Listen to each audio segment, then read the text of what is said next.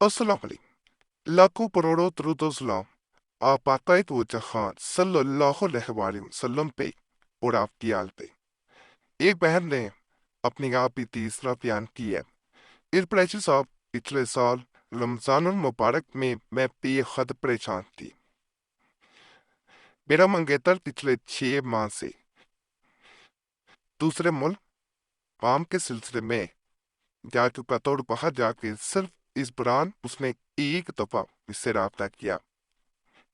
मुझे ऐसा लग रहा था जैसे वो अब इससे राब्ते खत्म करना चाह रहा है। मैं चाहती थी ईद से कबल वो इससे एक बार राब्ता करे। मैं पहले भी आपके बहुत से अमलियात कर चुकी थी।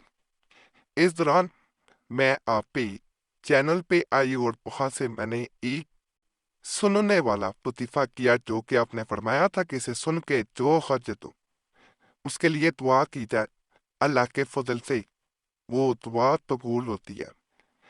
मैंने आपकी बताए गए तरीके के मुताबिक किया और अल्लाह के फजल, अल्लाह के करम से उस इंसान ने अगले दिन ही मुझसे रब्ता किया।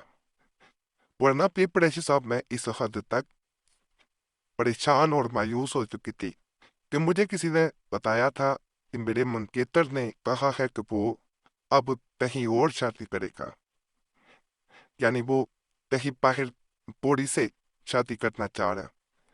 लेकिन जब उसका अल्हम्दुलिल्लाह अल्हम्दुलिल्लाह इस वजीफा के बाद मुझे फोन आया और उसने ये बात वाज़ह कर दी कि वो मेरे सिवा किसी और से शादी करने का सोच ही नहीं सकता, तो फिर कुरैशी साहब मेरी खुशी की इंतहा न रही।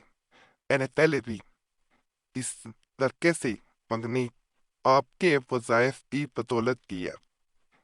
मैंने बहुत से आपके वज़ाइफ किए और अल्हम्दुलिल्लाह मुझे फ़ायदा ठीक मिला। मेरी परेशानियां भी दूर हुई हैं। अब उसका राब्ता पता कर देना कि ये मेरे लिए बहुत बड़ी अजियत थी।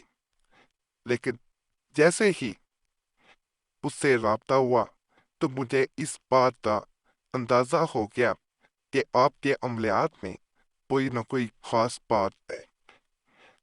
और मैं अब भी उस वजीफा को मुतवातर सुनती रहती। और यकीन करें, हाला आप रमजान मुबारक दैया अपने वीडियो में बताया था ये दुआए हाजात है। इसे सुनने से अगर पढ़ नहीं सकते तो सुनने से भी हाजात पूरी हो जाती।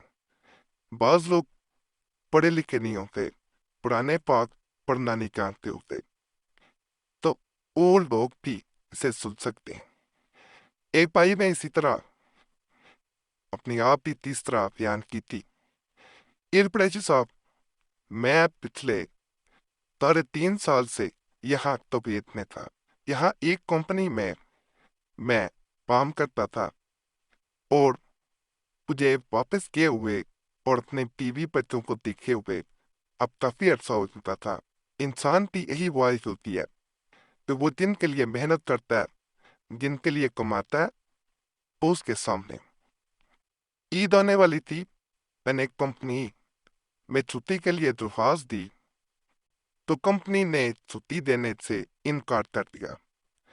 कंपनी ने मेरा पासपोर्ट भी अपने पास महफूज रखा हुआ था, जबकि मैं हर सूरत इस साल वापस आना चाहता था।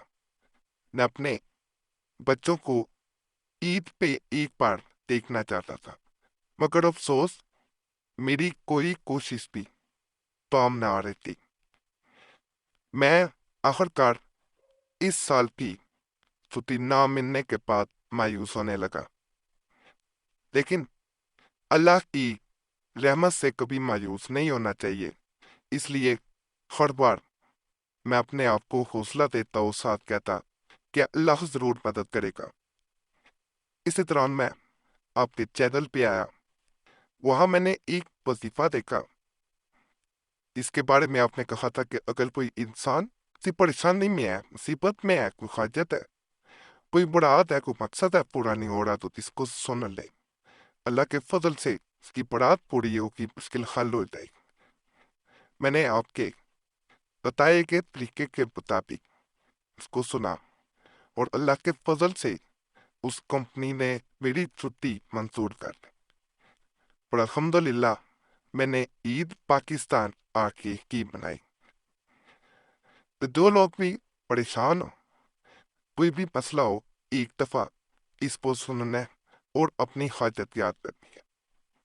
اگر اسے دعائے حاجات کہا جاتا ہے، اگر پڑھ سکتے ہیں تو ساتھ ساتھ پڑھیں۔ أعوذ بالله من الشيطان الرجيم بسم الله الرحمن الرحيم لا إله إلا الله الحليم القريم سبحان الله رب العرش العظيم والحمد لله رب العالمين أسألك موجبات رحمتك وعزائم مغفراتك والغانمات من كل بر والسلامات من كل اسم لا تدع لي ذنبا إلا